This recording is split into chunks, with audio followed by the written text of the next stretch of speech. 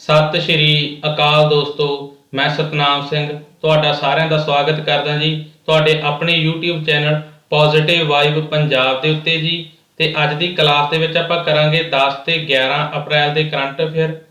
ਤੇ ਜਿਹੜੀ last class ਹੋਈ ਸੀ ਆਪਣੀ ਵੀਕਲੀ ਜੀ, ਉਹਦੇ 'ਚ ਸਾਰੇ ਸਟੂਡੈਂਟਾਂ ਨੇ ਬਹੁਤ ਵਧੀਆ ਪਰਫਾਰਮ ਕੀਤਾ। ਕਰੰਟ ਅਫੇਅਰ ਦੇ ਵਿੱਚੋਂ ਇੰਨੇ ਵਧੀਆ ਨੰਬਰ ਦੇਖ ਕੇ ਮੈਨੂੰ ਬਹੁਤ ਖੁਸ਼ੀ ਹੋਈ। ਤੁਹਾਡੇ ਸਾਰਿਆਂ ਦੀ ਤੁਹਾਡੀ ਮਿਹਨਤ ਸੀ ਜਿਹੜੀ ਉਹ ਤੁਹਾਡੇ ਕਮੈਂਟਾਂ ਦੇ ਵਿੱਚ ਦਿਖ ਰਹੀ ਸੀਗੀ। ਤੇ ਜਿਹੜੇ ਆਪਾਂ ਕਮੈਂਟ ਕਰਦੇ ਆ ਨਾ ਜੀ ਆਨਸਰ, ਉਹਦਾ ਬੈਨੀਫਿਟ ਜਿਹੜਾ ਹੁੰਦਾ ਉਹ ਆਪਾਂ ਨੂੰ ਪੇਪਰਾਂ ਵੇਲੇ ਜ਼ਰੂਰ ਮਿਲੂਗਾ। ਜੇ ਆਪਾਂ ਸਿੰਪਲੀ ਮੋਟਾ ਅੰਦਾਜ਼ਾ ਲਾਈਏ ਜੀ ਤਾਂ ਇੱਕ ਮਹੀਨੇ ਦੇ ਵਿੱਚ 300 ਤੋਂ ਲੈ ਕੇ 350 MCQ ਬਣਦੇ ਹੈਗੇ ਜਿਹੜੇ ਪੇਪਰਾਂ ਵਾਸਤੇ ਇੰਪੋਰਟੈਂਟ ਹੁੰਦੇ ਆ। ਵੈਸੇ ਤਾਂ ਕਰੰਟ ਅਫੇਅਰ ਦੀ ਕੋਈ ਲਿਮਿਟ ਹੀ ਨਹੀਂ ਹੈ ਜੀ, ਪਰ ਫਿਰ ਵੀ ਜੇ ਆਪਾਂ ਗੱਲ ਕਰੀਏ ਤਾਂ ਆਪਾਂ ਡੇਲੀ ਨਾ ਵਾਲਾ ਜੀ 3 ਤੋਂ 4 ਕੁਐਸਚਨ ਆਪਾਂ ਡੇਲੀ ਕਰਦੇ ਜਿਹਨੇ ਤੁਸੀਂ ਮੈਨੂੰ ਕਮੈਂਟਸ ਦੇ ਵਿੱਚ ਭੇਜਦੇ। ਤੇ ਜੇ ਆਪਾਂ ਮਹੀਨੇ ਦੀ ਗੱਲ ਕਰੀਏ ਤਾਂ ਮਹੀਨੇ 'ਚ 100 ਦੇ ਨੇੜੇ ਤੇੜੇ ਕੁਐਸਚਨ ਇਹੋ ਜਿਹੇ ਹੋਣਗੇ ਜਿਹੜੇ ਤੁਹਾਡੇ ਟਿਪ ਤੇ ਯਾਦ ਹੋ ਜਾਣਗੇ ਜੀ ਕਮੈਂਟਾਂ ਦੇ ਵਿੱਚ ਭੇਜਣ। ਕਿਉਂਕਿ ਜਿਹੜਾ ਆਪਾਂ ਟਾਈਪ ਕਰਾਂਗੇ ਆਪਦੇ ਹੱਥ ਨਾਲ ਲਿਖਾਂਗੇ ਉਹ ਆਪਾਂ ਭੁੱਲਦੇ ਨਹੀਂ। ਪੜ੍ਹਿਆ ਸੁਣਿਆ ਆਪਾਂ ਕਈ ਵਾਰੀ ਭੁੱਲ ਵੀ ਜਾਈਏ, ਪਰ ਜਿਹੜਾ ਆਪਾਂ ਟਾਈਪ ਕਰਦੇ ਹਾਂ ਲਿਖਦੇ ਆਂਗੇ ਉਹ ਚੀਜ਼ ਨਹੀਂ ਆਪਾਂ ਭੁੱਲਦੇਗੇ।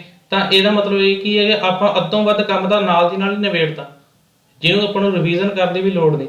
ਇਹ ਛੋਟੀਆਂ ਚੀਜ਼ਾਂ ਜੀ ਆਪਣੀ ਜਿਹੜੀ ਤਿਆਰੀ ਹੁੰਦੀ ਆ ਉਹਨੂੰ ਜਿਵੇਂ ਆਪਾਂ ਕਹਦੇ ਉੱਪਰ ਚੱਕਦੀਆਂ ਗਈਆਂ ਜੀ, ਲੈਵਲ ਅਪ ਕਰਦੀਆਂ ਆਪਣੀ ਤਿਆਰੀ ਦਾ ਜੀ। ਤੇ ਇਹਨੂੰ ਲਾਈਟਲੀ ਨਾ ਲਿਆ ਕਰੋ ਜੀ, ਪਾਰਟਿਸਿਪੇਸ਼ਨ ਕਰਿਆ ਕਰੋ, ਕਮੈਂਟਸ ਕਰਿਆ ਕਰੋ।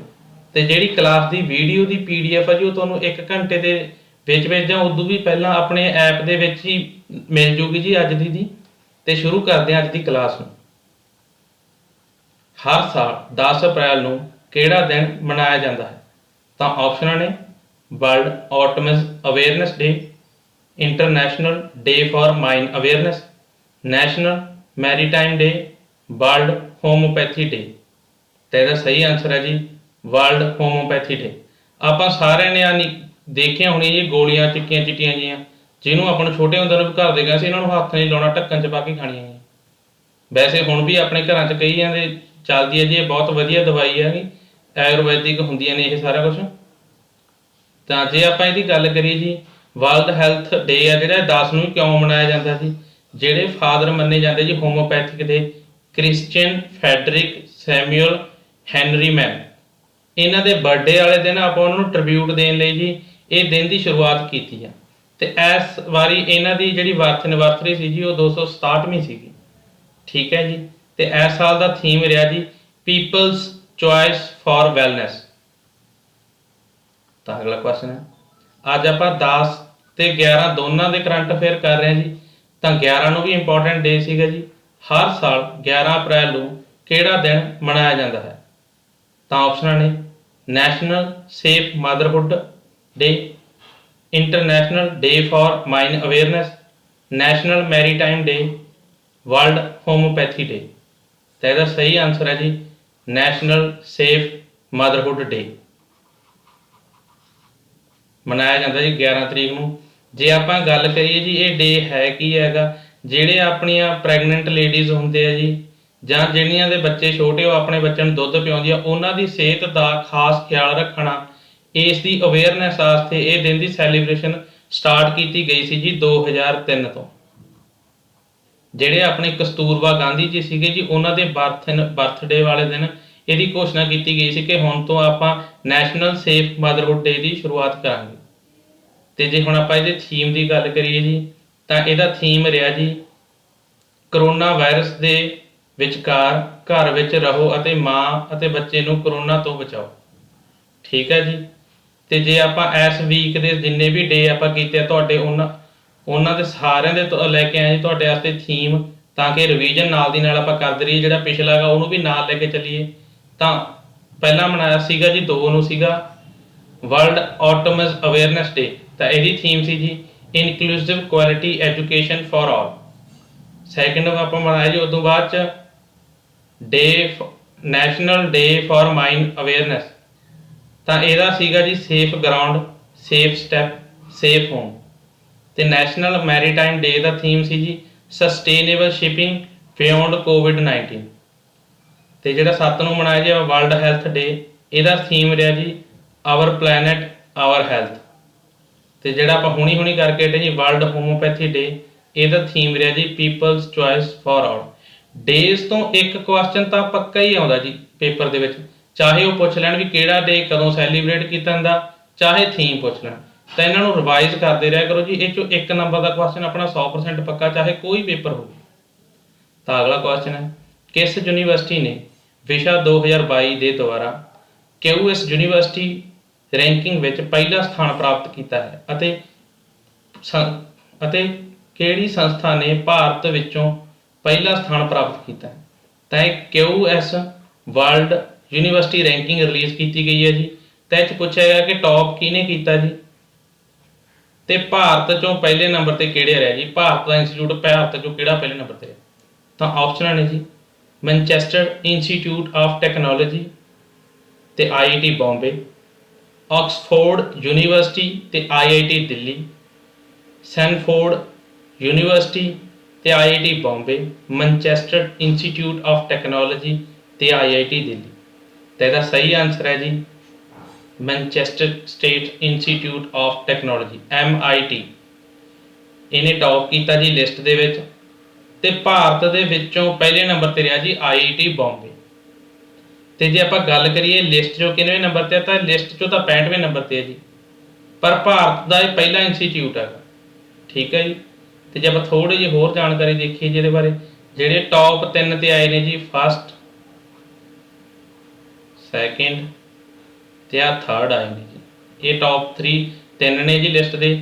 ਤੇ ਇੰਪੋਰਟੈਂਟ ਆਪਣੇ ਲਈ ਆ ਵੀ ਹੈ ਪੇਪਰਾਂ 'ਚ, ਆਪਣੇ ਪਹਿਲੇ 100 ਦੇ ਵਿੱਚ 2 ਹੀ ਇੰਸਟੀਚਿਊਟ ਆਏ ਜੀ ਭਾਰਤ ਦੇ। ਇੱਕ ਤਾਂ ਹੈ ਜੀ IIT ਬੰਬੇ, ਇਹਦਾ ਰੈਂਕ ਰਿਹਾ 65ਵਾਂ ਜੀ, ਤੇ ਇੱਕ ਆਈ ਹੈ ਜੀ IIT ਦਿੱਲੀ, ਇਹਦਾ 72ਵਾਂ ਰੈਂਕ ਰਿਹਾ। ਠੀਕ ਹੈ ਜੀ। ਅਗਲੇ ਕੁਐਸਚਨ ਤੇ ਚੱਲਦੇ ਹਾਂ। ਕੇਂਦਰ ਸਰਕਾਰ ਨੇ ਕਿਹੜੀ ਸਕੀਮ ਨੂੰ ਮਾਰਚ 2023 ਤੱਕ ਵਧਾ ਦਿੱਤਾ ਗਿਆ ਹੈ? ਤਾਂ ਇਹਦਾ ਆਪਸ਼ਨਾਂ ਨੇ ਜੀ, ਪ੍ਰਧਾਨ ਮੰਤਰੀ ਜਨ ਧਨ ਯੋਜਨਾ, ਅਟਲ ਪੈਨਸ਼ਨ ਯੋਜਨਾ, ਸਟੈਂਡ ਅਪ ਇੰਡੀਆ ਤੇ ਅਟਲ ਇਨੋਵੇਸ਼ਨ ਮਿਸ਼ਨ। ਤਾਂ ਇਹਦਾ ਸਹੀ ਆਨਸਰ ਹੈ ਜੀ ਅਟਲ ਇਨੋਵੇਸ਼ਨ ਮਿਸ਼ਨ। ਕਈ ਵਾਰੀ ਸਰਕਾਰ ਕੋਈ ਸਕੀਮਾਂ ਲਾਂਚ ਕਰਦੀ ਹੈ ਜੀ, ਉਹਨਾਂ ਨੂੰ ਟਾਈਮ ਪੀਰੀਅਡ ਦਿੱਤਾ ਜਾਂਦਾ ਕਿ ਇਹਨੂੰ ਇੰਨੇ ਚਿਰ ਲਈ ਆਪਾਂ ਚਲਾਵਾਂਗੇ। ਜਦੋਂ ਉਹਨਾਂ ਦਾ ਟਾਈਮ ਪੀਰੀਅਡ ਪੂਰਾ ਹੋਣ ਲੱਗਦਾ, ਉਹ ਵਧੀਆ ਰਹਿੰਦੀਆਂ ਨੇ, ਵਧੀਆ ਚੱਲਦੀਆਂ ਨੇ, ਉਹਨਾਂ ਦਾ ਜਿਹੜਾ ਯਾਨੀ ਕਿ ਏਮ ਲੈ ਕੇ ਚੱਲੇ ਸੀਗੇ ਉਹ ਆਪਦੇ ਗੋਲ ਨੂੰ ਪੂਰਾ ਵੀ ਕਰਦੀਆਂ ਨੇ ਤੇ ਇੰਪਰੂਵਮੈਂਟ ਵੀ ਦਿਖਾਉਂਦੀਆਂ, ਤਾਂ ਉਹਨਾਂ ਨੂੰ ਹੋਰ ਵਧਾ ਦਿੱਤਾ ਜਾਂਦਾ ਕਿ ਇਹਨੂੰ ਆਪਾਂ ਹੋਰ ਅੱਗੇ ਲੈਵਲ ਤੱਕ ਲੈ ਕੇ ਜਾਈਏ। ਤਾਂ ਉਵੇਂ ਜਿਹੜੀ ਆਪਣੀ ਅਟਲ ਇਨੋਵੇਸ਼ਨ ਰਹੀ ਹੈ ਜੀ, ਇਹਨੂੰ ਐਕਸਟੈਂਡ ਕਰ ਦਿੱਤਾ ਜੀ 2023 ਦੇ, ਤੇ ਇਹਦੇ ਵਾਸਤੇ 2000 ਕਰੋੜ ਦਾ ਹੁਣ ਬਜਟ ਵੀ ਰੱਖਿਆ ਗਿਆ ਹੈਗਾ ਜੀ ਇਹਦੇ ਵਾਸਤੇ ਅਟਲ ਇਨੋਵੇਸ਼ਨ ਮਿਸ਼ਨ ਦੇ ਲਈ। ਤੇ ਆ ਕੁਝ ਦਿਨ ਪਹਿਲਾਂ ਦੇ ਕਰੰਟ ਅਫੇਅਰ 'ਚ ਆਪਾਂ ਕੀਤਾ ਸੀ ਜੀ, ਸਟੈਂਡ ਅਪ ਇੰਡੀਆ ਨੂੰ 6 ਸਾਲ ਦੇ ਲਈ ਐਕਸਟੈਂਡ ਕਰਤਾ ਜੀ। ਤਾਂ ਤੁਸੀਂ ਦੱਸਿਓ ਕਿਹੜੀ ਡੇਟ, ਨਹੀਂ ਸੌਰੀ 6 ਸਾਲ ਪੂਰੇ ਕਰ ਲਏ ਜੀ, ਤੇ ਤੁਸੀਂ ਦੱਸਣਾ ਕਿ ਇਹਨੂੰ ਕਿਹੜੇ ਈਅਰ ਤੱਕ ਲਈ ਐਕਸਟੈਂਡ ਕੀਤਾ, ਇਹ ਮੈਨੂੰ ਤੁਸੀਂ ਕਮੈਂਟਸ ਦੇ ਵਿੱਚ ਦੱਸਿਓ। ਠੀਕ ਹੈ। ਤਾਂ ਇਹਦੇ ਬਾਰੇ ਥੋੜੀ ਜਿਹੀ ਐਕਸਟਰਾ ਇਨਫੋਰਮੇਸ਼ਨ ਹੈ ਕਿ ਵੀ ਇਹਦਾ ਮੇਨ ਏਮ ਕੀ ਹੈ, ਵੀ ਸਕੂਲਾਂ, ਯੂਨੀਵਰਸਿਟੀ ਤੇ ਉਦਯੋਗਾਂ ਦੇ ਵਿੱਚ ਨਵੀਨਤਾ ਲੈ ਕੇ ਆਉਣੀ, ਤੇ ਉਹਨਾਂ ਨੂੰ ਜਾਣੀ ਕਿ ਕਦਮ ਲਈ ਜਿਹੜਾ ਹੈਗਾ ਉਤਸ਼ਾਹਿਤ ਕਰਨਾ, ਜਾਣੀ ਕਿ ਅੱਗੇ ਵਧਣ ਲਈ ਪ੍ਰੇਰਿਤ ਕਰਨਾ, ਤੇ ਇਨੋਵੇਸ਼ਨ ਨੂੰ ਲਿਆਉਣਾ, ਜਾਣੀ ਕਿ ਨਵਾਂ ਕਰਨਾ ਉਹਦੇ 'ਚ ਸਕੀਮ ਦੇ ਲਈ ਯੂਨੀਵਰਸਿਟੀ ਦੇ ਵਿੱਚ, ਸਕੂਲਾਂ ਤੇ ਉਦਯੋਗ ਦੇ, ਜਿਹਦੇ ਨਾਲ ਉਹਨਾਂ ਨੂੰ ਹਾਈਪ ਮਿਲ ਸਕੇ, ਅੱਗੇ ਵਧ ਸਕਣ, ਨਵਾਂ ਕੁਝ ਸਿੱਖਣ ਨੂੰ ਮਿਲੇ। ਕਿਸ ਸੰਸਥਾ ਨੇ ਅਫਸਰ ਨਾਮ ਦੀ ਇੱਕ ਪਹਿਲ ਸ਼ੁਰੂ ਕੀਤੀ ਹੈ? ਤਾਂ ਆਪਸ਼ਨਾਂ ਨੇ ਜੀ, ਏਅਰਪੋਰਟ ਅਥਾਰਟੀ ਆਫ ਇੰਡੀਆ, ਨੀਤੀ ਆਯੋਗ, ਨਾਬਾਰਡ ਤੇ RBI। ਤਾਂ ਇਹ ਕੀਤਾ ਜੀ ਏਅਰਪੋਰਟ ਅਥਾਰਟੀ ਆਫ ਇੰਡੀਆ ਨੇ। ਜਿਹੜਾ ਅਫਸਰ ਹੈ ਜੀ, ਇਹਦੀ ਫੁੱਲ ਫਾਰਮ ਹੈਗੀ ਆ airport as venue for skilled artisans of the regions. ਇਹਦੇ 'ਚ ਕੀ ਹੈ, ਜਿਹੜੇ ਏਅਰਪੋਰਟ ਆ ਨਾ, ਉਹ ਕਹਿੰਦੇ ਕਿ ਅਸੀਂ ਸਪੇਸ ਦੇਵਾਂਗੇ ਜੀ ਜਿਹੜੇ ਸੈਲਫ ਹੈਲਪ ਗਰੁੱਪ ਵਿਮਨਸ ਹੋਊਗਾ, ਜਾਂ ਜਿਹੜੇ ਹੈਂਡੀਕ੍ਰਾਫਟ ਦਾ ਕੰਮ ਕਰਦੇ ਨੇ ਉਹਨਾਂ ਨੂੰ, ਕਿ ਤਾਂ ਕਿ ਤੁਸੀਂ ਏਅਰਪੋਰਟ ਦੇ ਉੱਤੇ ਆਪਦੀ ਸ਼ਾਪ ਲਗਾ ਸਕੋ, ਸ਼ਾਪ ਦੇ ਲਈ ਜਗ੍ਹਾ ਦੇਣਗੇ। ਠੀਕ ਹੈ ਜੀ।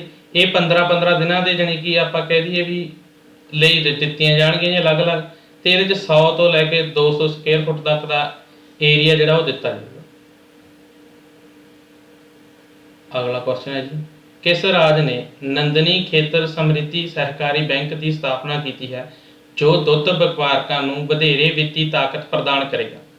ਤਾਂ ਆਪਸ਼ਨਸ ਨੇ ਕਰਨਾਟਕਾ, ਉੱਤਰਾਖੰਡ, ਬਿਹਾਰ ਤੇ ਅਸਾਮ। ਤਾਂ ਇਹ ਕੀਤੀ ਹੈ ਜੀ ਕਰਨਾਟਕਾ ਨੇ। ਠੀਕ ਹੈ ਜੀ। ਕਰਨਾਟਕਾ ਦੇ ਵਿੱਚ ਵੀ ਜੇ ਆਪਾਂ ਥੋੜਾ ਜਿਹਾ ਪੜ੍ਹੀਏ, ਜਿਹੜੇ ਇਹਦਾ ਉਦਘਾਟਨ ਕੀਤਾ ਜੀ ਉਹ ਕੀਤਾ ਜੀ ਆਪਣੇ ਗ੍ਰਹਿ ਮੰਤਰੀ ਅਮਿਤ ਸ਼ਾਹ ਜੀ ਦੁਆਰਾ ਕੀਤਾ ਗਿਆ ਗਾ। ਤੇ ਇਹਨਾਂ ਨੇ ਇੱਥੇ ਇਹਦਾ ਲੋਗੋ ਵੀ ਲਾਂਚ ਕੀਤਾ। ਇਹ ਇੰਪੋਰਟੈਂਟ ਕਿਉਂ ਆ ਜੀ? ਕਿਉਂਕਿ ਇਹ ਭਾਰਤ ਦੀ ਆਪਣੇ ਦੀ ਪਹਿਲੀ ਹੈ ਕਰਨਾਟਕਾ ਦੇਸ਼ 'ਚ ਜਿਨ੍ਹਾਂ ਨੇ ਵੀ ਜਾਣੀ ਕਿ ਦੁੱਧ ਦੇ ਵਾਸਤੇ ਬੈਂਕ ਸਥਾਪਿਤ ਕੀਤੀ ਹੈ। ਠੀਕ ਹੈ, ਦੁੱਧ ਉਤਪਾਦਕਾਂ ਲਈ ਹੈ ਜੀ ਇਹ ਸਪੈਸ਼ਲ। ਇਹ ਭਾਰਤ ਦੀ ਪਹਿਲੀ ਹੈ। ਜਿਹੜਾ ਫਸਟ ਹੋ ਜਾਂਦਾ ਨਾ ਜੀ ਉਹ ਤਾਂ ਇੰਪੋਰਟੈਂਟ ਹੀ ਹੈ। ਜਿਵੇਂ ਆਪਾਂ ਕੁਝ ਦਿਨ ਪਹਿਲਾਂ ਕੀਤਾ ਸੀ ਕਿ ਗੁਜਰਾਤ ਦੇ ਜਿਹੜਾ ਸੂਰਤ ਹੈਗਾ ਉਹਦੇ 'ਚ ਜਾਣੀ ਕਿ ਸਟੀਲ ਵੇਸਟ ਤੋਂ ਬਣੀ ਹੋਈ ਸੜਕ ਬਣੀ ਆ, ਸਟੀਲ ਦੀ ਸੜਕ ਬਣੀ। ਇੱਦਾਂ ਇੰਪੋਰਟੈਂਟ ਹੁੰਦੇ ਜਿਹੜੇ ਫਸਟ ਹੁੰਦੇ ਆ ਜੀ, ਇਹਨਾਂ ਨੂੰ ਹਮੇਸ਼ਾ ਯਾਦ ਰੱਖਿਓ। ਅਗਲਾ ਕੁਐਸਚਨ ਬੈਂਕਿੰਗ ਤੋਂ ਹੈ ਜੀ। ਭਾਰਤੀ ਰਿਜ਼ਰਵ ਬੈਂਕ ਨੇ ਅਪ੍ਰੈਲ 2022 ਵਿੱਚ KYC ਦਿਸ਼ਾ ਨਿਰਦੇਸ਼ਾਂ ਨਾਲ ਸੰਬੰਧਿਤ ਉਲੰਘਣਾਵਾਂ ਲਈ ਐਕਸਿਸ ਬੈਂਕ ਅਤੇ IDBI ਬੈਂਕ ਤੇ ਕਿੰਨਾ ਜੁਰਮਾਨਾ ਲਾਇਆ?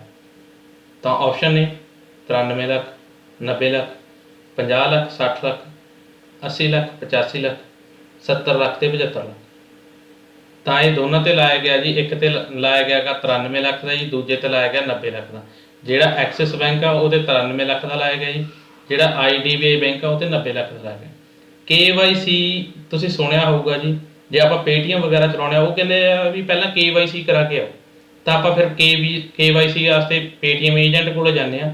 ਵੈਸੇ ਤਾਂ ਹਰੇਕ ਥਾਂ KYC ਹੁੰਦੀ ਹੈ ਬੈਂਕ ਦੇ ਵਿੱਚ, ਇਹ ਤਾਂ ਮੈਂ ਤੁਹਾਨੂੰ ਐਗਜ਼ਾਮਪਲ ਲਈ ਸਮਝਾ ਰਿਹਾ ਹਾਂ KYC ਹੈ ਕੀ ਆ।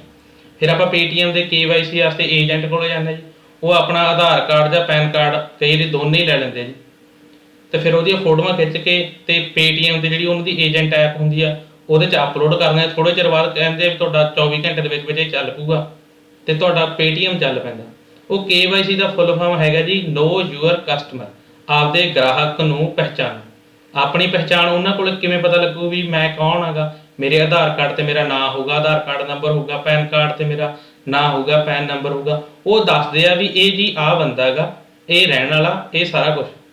ਉਹ ਹੁੰਦੀ ਹੈ KYC ਜੀ। ਤੇ ਇਹਨਾਂ ਨੇ ਜਿਹੜੀਆਂ ਬੈਂਕਾਂ ਨੇ ਇਹਨਾਂ ਨੇ ਕੋਈ ਗਾਈਡਲਾਈਨਸ ਫੋਲੋ ਨਹੀਂ ਕੀਤੀਆਂ ਹੋਣੇ ਪ੍ਰੋਪਰਲੀ, ਇਹਦੇ ਕਰਕੇ RBI ਨੇ ਇਹਨਾਂ ਨੂੰ ਜੁਰਮਾਨਾ ਲਾਤਾ। ਤਾਂ ਇਹਦੇ ਵਿੱਚ ਯਾਦ ਰੱਖਿਓ ਕਿ RBI ਨੇ ਲਾਏਗਾ ਜੁਰਮਾਨਾ, ਐਕਸਿਸ ਬੈਂਕ ਤੇ IDBI ਬੈਂਕ ਨੂੰ ਲਾਏਗਾ ਤੇ 93 ਲੱਖ ਤੇ 90 ਲੱਖ ਲਾਇਆ ਗਿਆ। ਠੀਕ ਹੈ, ਇਹ ਸਾਰੇ ਪੁਆਇੰਟ ਯਾਦ ਰੱਖਿਓ। ਤੇ ਜੇ ਆਪਾਂ RBI ਦੀ ਗੱਲ ਕਰੀਏ ਜੀ, ਇਹ ਰਿਵੀਜ਼ਨ ਹੈ ਇੱਕ ਹਿਸਾਬ ਦੀ, ਆਪਾਂ ਪਹਿਲਾਂ ਇਹ ਪੁਆਇੰਟ ਕਲੀਅਰ ਕਰ ਚੁੱਕੇ ਹਾਂ। ਜਿਹੜੇ ਸ਼ਕਤੀਕਾਂਤ ਦਾਸ ਜੀ ਹੈਗੇ ਇਹ 25ਵੇਂ ਗਵਰਨਰ ਹੈ RBI ਦੇ। RBI ਵਾਸਤੇ ਰਿਕਮੈਂਡੇਸ਼ਨ ਕੀਤੀ ਸੀ ਜੀ ਹਿਲਟਨ ਜੰਗ ਕਮਿਸ਼ਨ ਦੁਆਰਾ 1926 ਦੇ ਵਿੱਚ ਕਿ ਭਾਰਤ 'ਚ ਇੱਕ ਸੈਂਟਰ ਬੈਂਕ ਬਣਾਓ।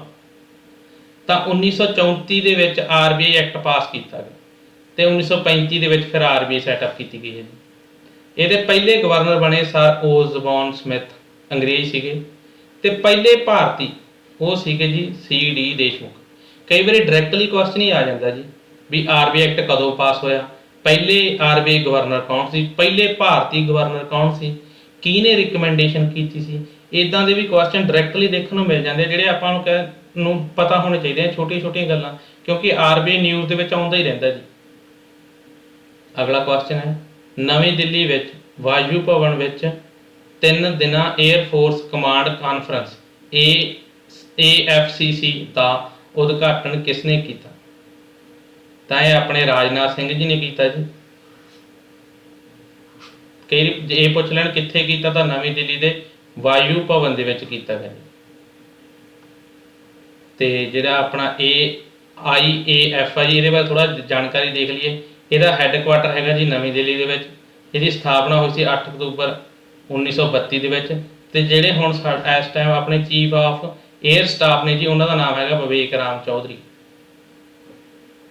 ਅਗਲਾ ਕੁਐਸਚਨ ਹੈ, ਕਿਹੜੀ ਪੁਲਾੜ ਏਜੰਸੀ ਨੇ ਅੰਤਰਰਾਸ਼ਟਰੀ ਪੁਲਾੜ ਸਟੇਸ਼ਨ ਲਈ ਐਕਸੀਅਨ 1 ਸ਼ਾਰਟ ਫਾਰਮ ਹੈਗੀ ਹੈ X1 ਜੀ ਨੂੰ ਸਫਲਤਾਪੂਰਵਕ ਲਾਂਚ ਕੀਤਾ? ਤਾਂ ਆਪਸ਼ਨਾਂ ਨੇ ਜੀ ISRO, CNS, SpaceX ਤੇ ESA। ਤੇ ਇਹਦਾ ਸਹੀ ਆਨਸਰ ਹੈ ਜੀ SpaceX ਨੇ ਲਾਂਚ ਕੀਤਾ ਜੀ। ਜਿਹੜੇ ਹੁਣ ਫੋਰਬ ਦੀ ਲਿਸਟ ਆਈ ਸੀ ਜੀ ਟੌਪ ਰਿਚੈਸਟ ਪਰਸਨ ਦੀ, ਤਾਂ ਉਹਦੇ 'ਚ ਜਿਹੜੇ ਐਲਨ ਮਸਕ ਜੀ ਸੀਗੇ ਟੈਸਲਾ ਵਾਲੇ, ਉਹਨਾਂ ਨੇ ਟੌਪ ਕੀਤਾ। ਜਿਹੜੀ SpaceX ਹੈ ਜੀ ਇਹ ਵੀ ਉਹਨਾਂ ਦੀ ਹੀ ਇੱਕ ਕੰਪਨੀ ਹੈ। ਠੀਕ ਹੈ, ਤੇ ਜੇ ਆਪਾਂ SpaceX ਦੀ ਗੱਲ ਕਰੀਏ ਜੀ, ਇਹਨਾਂ ਨੇ ਪਿਕਸਲ ਦੇ ਨਾਲ ਇੱਕ ਉਪਗ੍ਰਹਿ ਛੱਡਿਆ ਸੀ ਜੀ। ਕੁਝ ਦਿਨ ਪਹਿਲਾਂ ਆਪਾਂ ਗੱਲ ਕੀਤੀ ਹੈ, ਸੈਟੇਲਾਈਟ ਲਾਂਚ ਕੀਤਾ ਸੀ। ਉਹ ਸੈਟੇਲਾਈਟ ਦਾ ਨਾਮ ਵੀ ਤੁਸੀਂ ਸਾਨੂੰ ਦੱਸਿਓ ਕੀ ਸੀਗਾ, ਉਹ ਇੰਪੋਰਟੈਂਟ ਸੀਗਾ। ਲਾਸਟ ਕਰੰਟ ਅਫੇਅਰ ਦੇ ਵਿੱਚ ਕੀਤਾ ਗਾ। ਜੇ ਤੁਸੀਂ ਵੀਡੀਓ ਨੂੰ ਰੈਗੂਲਰ ਦੇਖ ਰਹੇ ਹੋ, ਧਿਆਨ ਨਾਲ ਦੇਖ ਰਹੇ ਹੋ, ਤਾਂ ਤੁਹਾਡੇ ਆਈ ਥਿੰਕ ਹੁਣ ਵੀ ਪਤਾ ਹੋਣਾ ਵੀ ਕਿਹੜਾ ਸੀ ਜੀ। ਤੇ ਜੇ ਇਸ ਦੀ ਆਪਾਂ ਜਿਹੜਾ ਆ ਲਾਂਚ ਹੋਇਆ ਇਹਦੀ ਗੱਲ ਕਰੀਏ ਜੀ, ਇਹ ਪਹਿਲਾ ਹੈਗਾ ਜਿਹੜਾ ਕਿ ਕਮਰਸ਼ੀਅਲ ਹੈਗਾ, ਵਪਾਰਿਕ ਤੌਰ ਤੇ ਹੈਗਾ, ਜਿਹੜੀ ਕਿ ਸਰਕਾਰੀ ਨਹੀਂ ਹੈਗਾ ਜੀ। ਠੀਕ ਹੈ, ਤੇ ਇਹਦੇ ਚ ਦੋ ਜਿਹੜੇ ਸੀਗੇ ਵੱਡੇ ਜਿਹੜੇ ਸੀਗੇ ਆਰਗੇਨਾਈਜੇਸ਼ਨ ਆਈਆਂ ਗਈਆਂ, ਇੱਕ ਤਾਂ ਨਾਸਾ ਜੀ, national aeronautic and space administration, ਤੇ ਇੱਕ ਰਿਹਾ ਜੀ ਐਕਸੀਮੋ ਸਪੇਸ। ਇਹਨਾਂ ਦੋਨਾਂ ਨੇ ਮਿਲ ਕੇ ਕੀਤਾ ਜੀ, ਤੇ ਪੁਲਾੜ ਦੇ ਵਿੱਚ ਯਾਤਰੀਆਂ ਨੂੰ ਪਹੁੰਚਾਇਆ। ਠੀਕ ਹੈ ਜੀ, ਇਹ ਮਿਸ਼ਨ ਹੈ ਜਿਹੜਾ ਪਹਿਲੀ ਨਿੱਜੀ ਪੁਲਾੜ ਉਡਾਨ ਹੈ ਜੀ, ਮਤਲਬ ਪਹਿਲੀ ਵਾਰੀ ਹੋਇਆ ਕਿ ਨਿੱਜੀ ਤੌਰ ਤੇ ਕਿਸ ਨੂੰ ਲੈ ਕੇ ਗਏ ਆ, ਬੰਦੇ ਨੇ ਆਪ ਦਾ ਖਰਚਾ ਕੀਤਾ। ਇਹ ਸਰਕਾਰੀ ਨਹੀਂ ਸੀਗਾ ਜਾਣੀ ਕਿ ਮਿਸ਼ਨ ਜੀ, ਗਵਰਨਮੈਂਟ ਦਾ ਨਹੀਂ ਸੀਗਾ। ਅਗਲਾ ਕੁਐਸਚਨ ਆ ਗਿਆ ਜੀ, ਪੱਕੇ ਟਾਈਗਰ ਰਿਜ਼ਰਵ ਵਿਖੇ 20ਵੀਂ NTCA ਮੀਟਿੰਗ ਕੀਤੀ ਗਈ, ਇਹ ਟਾਈਗਰ ਰਿਜ਼ਰਵ ਕਿੱਥੇ ਹੈ? ਨਾਰਮਲੀ ਕੁਐਸਚਨ ਤਾਂ ਆ ਜਾਂਦਾ ਜੀ ਵੀ ਜਿਹੜੀ NTC ਦੀ 20ਵੀਂ ਮੀਟਿੰਗ ਆ ਇਹ ਕਿੱਥੇ ਹੋਈ ਆ, ਪਰ ਉਹਨੇ ਪੁੱਛ ਲਿਆ ਪੱਕੇ ਟਾਈਗਰ ਰਿਜ਼ਰਵ 'ਚ ਹੋਈ ਹੈ, ਤਾਂ ਤੁਸੀਂ ਪੱਕੇ ਟਾਈਗਰ ਰਿਜ਼ਰਵ ਦੱਸੋ ਕਿੱਥੇ। ਠੀਕ ਹੈ ਜੀ, ਇਹਦੇ ਨਾਲ ਆਪਣਾ ਸਟੈਟਿਕ ਵੀ ਕਲੀਅਰ ਹੁੰਦਾ ਕਿ ਪੱਕੇ ਕਿੱਥੇ ਹੈ ਜੀ। ਉਹ ਕਈ ਵਾਰੀ ਕੀ ਹੁੰਦਾ ਵੀ ਕੋਈ ਨਿਊਜ਼ ਕਰੰਟ ਦੇ ਵਿੱਚ ਆਉਂਦੀ ਹੈ, ਤਾਂ ਪਰ ਉਹਦੇ 'ਚੋਂ ਆਪਾਂ ਸਟੈਟਿਕ ਫੈਕਟ ਪੁੱਛ ਲੈਂਦੇ, ਉਹ ਇਦਾਂ ਹੀ ਪੁੱਛ ਲੈਂਦੇ ਆ। ਕੋਸ਼ਿਸ਼ ਕਰਦੇ ਆ ਕਿ ਆਪਾਂ ਕੁਐਸਚਨਾਂ ਨੂੰ ਉਸ ਹਿਸਾਬ ਨਾਲ ਲਿਆਂਦਾ ਜਾਵੇ ਕਿ ਜਿਸ 'ਚ ਆਪਾਂ ਨੂੰ ਚਾਂਸ ਆ ਕਿ ਪੇਪਰ 'ਚ ਵੀ ਇਦਾਂ ਪੁੱਛਿਆ ਜਾ ਸਕਦਾ। ਤਾਂ ਆਪਸ਼ਨ ਨੇ ਜੀ ਅਰੁਣਾਚਲ ਪ੍ਰਦੇਸ਼, ਗੁਜਰਾਤ, ਹਰਿਆਣਾ, ਉੜੀਸਾ। ਤਾਂ ਇਹ ਹੈਗਾ ਜੀ ਅਰੁਣਾਚਲ ਪ੍ਰਦੇਸ਼ ਦੇ ਵਿੱਚ। ਯਾਦ ਰੱਖਿਓ ਜੀ, ਪੱਕੇ ਟਾਈਗਰ ਰਿਜ਼ਰਵ ਆ ਜਿਹੜਾ ਉਹ ਅਰੁਣਾਚਲ ਦੇ ਪ੍ਰਦੇਸ਼ ਦੇ ਵਿੱਚ ਆ। ਪੁੱਛੇ ਜਾਣ ਦੇ ਚਾਂਸ ਮੈਂ ਤਾਂ ਕਰਕੇ ਕਹਿ ਰਿਹਾ ਗਾ ਕਿਉਂਕਿ ਇਹਦੇ 'ਚ ਹੁਣ ਮੀਟਿੰਗ ਹੋਈ ਹੈ ਜੀ, 20ਵੀਂ ਮੀਟਿੰਗ NTCA ਦੀ, ਤੇ NTCA ਦਾ ਫੁੱਲ ਫਾਰਮ ਹੈਗਾ ਜੀ ਨੈਸ਼ਨਲ ਟਾਈਗਰ ਕੰਜ਼ਰਵੇਸ਼ਨ ਅਥਾਰਟੀ। ਠੀਕ ਹੈ, ਇਹਦੀ 20th ਮੀਟਿੰਗ ਹੋਈ ਹੈ ਜੀ ਅਰੁਣਾਚਲ ਪ੍ਰਦੇਸ਼ ਦੇ ਪੱਕੇ ਟਾਈਗਰ ਰਿਜ਼ਰਵ ਦੇ ਵਿੱਚ। ਠੀਕ ਹੈ, ਇਸ ਮੀਟਿੰਗ ਨੂੰ ਜਿਹੜਾ ਹੈਡ ਕਿਹਨੇ ਕੀਤਾ ਜੀ, ਸ਼੍ਰੀ ਭੁਪਿੰਦਰ ਯਾਦਵ ਜੀ ਦੁਆਰਾ ਕੀਤਾ ਗਿਆ ਹੈਗਾ। ਤੇ ਇਸ ਮੀਟਿੰਗ ਦੀ ਖਾਸੀਅਤ ਇਹ ਰਹੀ ਹੈ ਜੀ ਵੀ ਇਹ ਪਹਿਲੀ ਵਾਰੀ ਹੋਇਆ ਵੀ ਆਪਣੀ ਰਾਜਧਾਨੀ ਤੋਂ ਬਾਹਰ ਹੋਈ ਹੈ ਇਸ ਦੀ meeting. National tiger conservation authority ਦੀ ਮੀਟਿੰਗ ਵੀ ਰਾਜਧਾਨੀ ਤੋਂ ਬਾਹਰ ਹੋਈ, ਨਹੀਂ ਇੱਥੇ ਹੀ ਹੁੰਦੀ ਸੀ ਹਰ ਸਾਲ। ਅਗਲਾ ਕੁਐਸਚਨ ਹੈ, ਅਪ੍ਰੈਲ 2022 ਵਿੱਚ ਭਾਰਤੀ ਜਲ ਸੈਨਾ ਦੇ ਹਵਾਈ ਅਮਲੇ ਦੇ ਪਹਿਲੇ ਬੈਚ ਨੇ ਕਿਸ ਦੇਸ਼ ਵਿੱਚ ਸਿਖਲਾਈ ਪੂਰੀ ਕੀਤੀ? ਆਪਸ਼ਨਸ ਨੇ UK, ਪੋਲੈਂਡ, USA, ਜਾਪਾਨ। ਤੈਅ ਕੀਤੀ ਹੈ ਜੀ USA ਦੇ ਵਿੱਚ ਟ੍ਰੇਨਿੰਗ ਪੂਰੀ ਕੀਤੀ ਹੈ। 10 ਮਹੀਨਿਆਂ ਦੀ ਇਹ ਟ੍ਰੇਨਿੰਗ ਸੀਗੀ ਜੀ। ਤੇ ਇਹ 'ਚ ਕਿਸ ਚੀਜ਼ ਦੀ ਟ੍ਰੇਨਿੰਗ ਲਈ ਹੈਗਾ, ਤਾਂ ਉਹ ਲਈ ਗਈ ਹੈ ਜੀ MH-60 Romeo multi role helicopter ਦੀ ਟ੍ਰੇਨਿੰਗ ਲਈ ਗਈ ਹੈ ਜੀ। ਜੇ ਪੁੱਛ ਲੈਣ ਕਿਸ ਚੀਜ਼ ਦੀ ਲਈ ਗਈ ਹੈ ਟ੍ਰੇਨਿੰਗ, ਤਾਂ ਤੁਸੀਂ ਨਾਮ ਯਾਦ ਰੱਖਣਾ MH-60 Romeo multi ruled helicopter ਦੀ ਲਈ ਗਈ ਹੈ। 10 ਮਹੀਨੇ ਚੱਲੀ ਹੈ ਜੀ ਇਹ ਟ੍ਰੇਨਿੰਗ, ਤੇ USA ਦੇ ਵਿੱਚ ਹੋਈ ਹੈ। ਇਹ ਪੁਆਇੰਟ ਨੇ ਜਿਹੜੇ ਇਸ 'ਚ ਇੰਪੋਰਟੈਂਟ ਨੇ ਇਸ ਨਿਊਜ਼ ਦੇ ਵਿੱਚੋਂ। ਅਗਲਾ ਕੁਐਸਚਨ ਹੈ, ਪ੍ਰਧਾਨ ਮੰਤਰੀ ਮੁਦਰਾ ਯੋਜਨਾ ਜਾਂ PMMY ਨੇ 7 ਸਾਲ ਪੂਰੇ ਕਰ ਲਏ ਹਨ, ਇਸ ਦੀ ਸ਼ੁਰੂਆਤ ਕੀਤੀ ਗਈ ਸੀ ਕਦੋਂ? ਇਹ ਕੁਐਸਚਨ ਹੈ, ਇਹ ਤੇ 7 ਸਾਲ ਪੂਰੇ ਹੋ ਗਏ ਹੈ ਜੀ ਪ੍ਰਧਾਨ ਮੰਤਰੀ ਮੁਦਰਾ ਯੋਜਨਾ ਦੇ, ਤੇ ਪੁੱਛ ਰਿਹਾ ਕਿ ਇਹਦੀ ਸ਼ੁਰੂਆਤ ਕਦੋਂ ਹੋਈ ਸੀਗੀ। ਤਾਂ ਪਹਿਲਾ ਆਪਸ਼ਨ ਹੈ ਜੀ 7 ਅਪ੍ਰੈਲ 2015, 8 ਅਪ੍ਰੈਲ 2015, 9 ਅਪ੍ਰੈਲ 2015 ਤੇ 10 ਅਪ੍ਰੈਲ 2015। ਇਹ ਦੇਖੋ ਕਿੰਨੇ ਕਲੋਜ਼ ਆਪਸ਼ਨਾਂ ਨੇ। 7 ਸਾਲ ਦਾ ਬੈਕ ਕਰਕੇ ਆਪਾਂ ਬਣਾ ਹੀ ਲਵਾਂਗੇ 2015 ਦੇ ਹੋਇਆ, ਪਰ ਹੁਣ ਡੇ ਵੀ ਕਈ ਵਾਰੀ ਕਲੋਜ਼ ਆ ਜਾਂਦੇ, ਇਸ ਕਰਕੇ ਆਪਾਂ ਨੂੰ ਐਗਜ਼ੈਕਟ ਡੇ ਹੀ ਪਤਾ ਹੋਣਾ ਚਾਹੀਦਾ ਕਿ ਤੁੱਕਾ ਮਾਰਨ ਦੀ ਲੋੜ ਹੀ ਨਾ ਪਵੇ। ਤਾਂ ਇਹ ਹੋਏ ਸੀ ਜੀ, ਸ਼ੁਰੂਆਤ ਇਹਦੀ ਹੋਈ ਸੀ 8 ਅਪ੍ਰੈਲ 2015 ਨੂੰ। ਆਪਣੇ ਨਰਿੰਦਰ ਮੋਦੀ ਜੀ ਪ੍ਰਧਾਨ ਮੰਤਰੀ ਉਹਨਾਂ ਨੇ ਕੀਤੀ ਸੀਗੀ।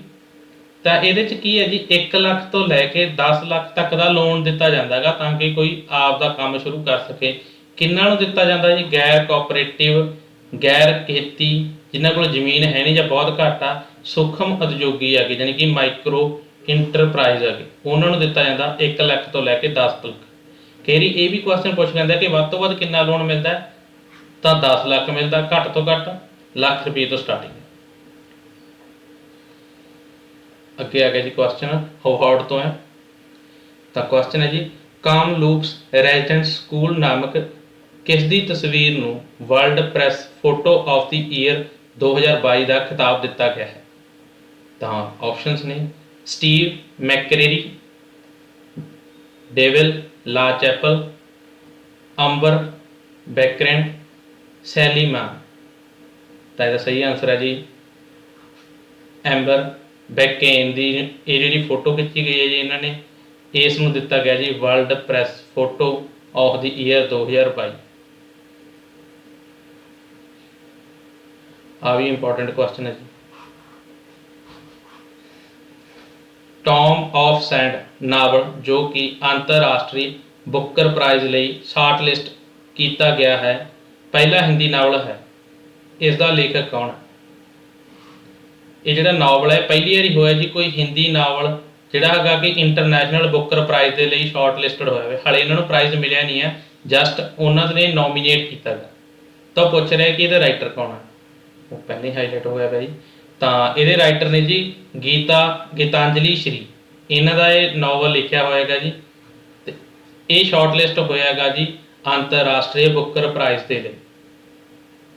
ਪਹਿਲਾ ਨਾਵਲ ਹੈ, ਇਸ ਕਰਕੇ ਇਹ ਵੀ ਇੰਪੋਰਟੈਂਟ ਹੈ। ਜਿਹੜੀ ਚੀਜ਼ ਫਸਟ ਹੋ ਜਾਂਦੀ ਹੈ ਜੀ ਉਹ ਜ਼ਿਆਦਾ ਇੰਪੋਰਟੈਂਟ ਹੋ ਜਾਂਦੀ ਹੈ। ਜਿਵੇਂ ਅੱਜ ਦੀ ਕਲਾਸ 'ਚ ਆਪਾਂ ਪਹਿਲਾਂ ਵੀ ਇੱਕ ਕਰ ਚੁੱਕੇ ਹਾਂ ਵੀ ਫਸਟ ਕਿਹੜਾ ਸੀਗਾ, ਇੱਕ ਆ ਹੋ ਗਿਆ, ਇੱਕ ਪਹਿਲਾਂ ਸਟੀਲ ਦਾ ਵੀ ਕੀਤਾ ਹੋਇਆ। ਇੱਕ ਦਿਨ ਮੈਂ ਨਾ ਇੱਕ ਸਲਾਈਡ ਹੀ ਲੈ ਕੇ ਆਉਂਗਾ ਜੀ ਤੁਹਾਡੇ ਸਾਰਿਆਂ ਵਾਸਤੇ, ਜਿਹਦੇ 'ਚ ਆਪਾਂ ਜਿਹੜੇ ਹੁਣ ਇੰਡੀਆ ਦੇ ਵਿੱਚ ਰੀਸੈਂਟ ਟਾਈਮ ਦੇ ਵਿੱਚ ਫਸਟ ਹੋਏ ਨੇ ਉਹ ਆਪਾਂ ਇੱਕ ਸਲਾਈਡ ਦੇ ਉੱਤੇ ਰਿਵਾਈਜ਼ ਕਰਾਂਗੇ। ਕੋਸ਼ਿਸ਼ ਕਰਾਂਗੇ ਕਿ ਆਪਾਂ ਸ਼ਾਇਦ ਕੱਲ੍ਹ ਦੀ ਕਲਾਸ ਦੇ ਵਿੱਚ ਹੀ ਰੱਖ ਲਈਏ। ਅਗਲਾ ਹੈ ਜੀ not just a night watchman my innings with BBC। Book ਦੇ ਰਾਈਟਰ ਕੌਣ ਹੈ ਜੀ, ਲੇਖਕ ਕੌਣ ਹੈ, ਕਿਹਨਾਂ ਦੁਆਰਾ ਇਹ ਲਿਖੀ ਗਈ ਹੈ? ਤਾਂ ਆਪਸ਼ਨ ਨੇ ਜੀ ਵਿਨੋਦ ਰਾਏ, ਮਹੇਸ਼ ਰਾਠੌਰ, RK ਸਿੰਘ, ਦੁਸ਼ੰਤ ਜੋਸ਼ੀ। ਤਾਂ ਇਹ ਲਿਖੀ ਗਈ ਹੈ ਜੀ ਵਿਨੋਦ ਰਾਏ ਦੇ ਦੁਆਰਾ। ਇਹ ਇੰਪੋਰਟੈਂਟ ਇਸ ਕਰਕੇ ਵੀ ਹੈ ਜੀ ਇਹ ਆਪਣੇ ਕੈਗ ਵੀ ਰਹੇ ਨੇ ਜੀ ਇੰਡੀਆ ਦੇ 2008 ਦੇ ਵਿੱਚ, ਠੀਕ ਹੈ ਜੀ। ਇਹ ਆਪਣੇ 11ਵੇਂ ਸੀ। ਕਈ ਰੀ ਵੀ ਪੁੱਛ ਲੈਂਦੇ ਕਿ ਇਹ ਕੈਗ ਕਿੰਨਵੇਂ ਨੰਬਰ 'ਤੇ ਸੀ, ਕਦੋਂ ਸੀਗੇ ਜੀ। ਅਤੇ ਇਹ BBC ਦੇ ਵਿੱਚ ਵੀ ਰਹੇ ਹੈ ਜੀ। ਤਾਂ ਇਹਨਾਂ ਦੀ ਇਹ ਬੁੱਕ ਹੈ, ਇਹਨਾਂ ਨੇ ਆਪਦਾ BBC ਦੇ ਨਾਲ ਜਿਹੜਾ ਐਕਸਪੀਰੀਅੰਸ ਰਿਹਾ ਗਾ ਉਹਨੂੰ ਇਸ ਬੁੱਕ ਦੇ ਵਿੱਚ ਸਾਰਾ ਦੱਸਿਆ ਗਿਆ ਗਾ।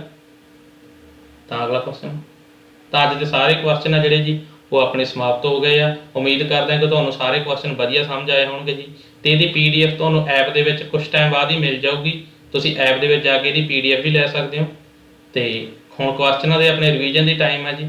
ਤੁਸੀਂ ਜਿਹੜੇ ਹੁਣ ਕੁਐਸਚਨ ਆਉਣਗੇ ਇਹਨਾਂ ਦੇ ਸਾਨੂੰ ਕੌਮੈਂਟਸ ਦੇ ਵਿੱਚ ਆਨਸਰ ਭੇਜਣੇ ਨੇਗੇ। ਪਹਿਲਾ ਕੁਐਸਚਨ ਹੈ ਅਪ੍ਰੈਲ 2022 ਵਿੱਚ ਸੰਯੁਕਤ ਰਾਸ਼ਟਰ ਅਸੈਂਬਲੀ ਦੁਆਰਾ ਮਨੁੱਖੀ ਅਧਿਕਾਰ ਪਰਿਸ਼ਦ ਤੋਂ ਕਿਸ ਦੇਸ਼ ਨੂੰ ਮੁਅੱਤਲ ਕੀਤਾ ਗਿਆ ਹੈ? ਅਤੇ ਦੂਜਾ ਕੁਐਸਚਨ ਹੈ ਕਿਹੜੀ ਐਗਰੀਕਲਚਰ ਯੂਨੀਵਰਸਿਟੀ ਨੇ ਫਸਲਾਂ ਵਿੱਚ ਬਿਮਾਰੀ ਦੀ ਜਲਦੀ ਪਛਾਣ ਕਰਨ ਲਈ NEC ਲੈਬੋਰਟਰੀਆਂ ਨਾਲ ਸਮਝੌਤਾ ਕੀਤਾ ਹੈ?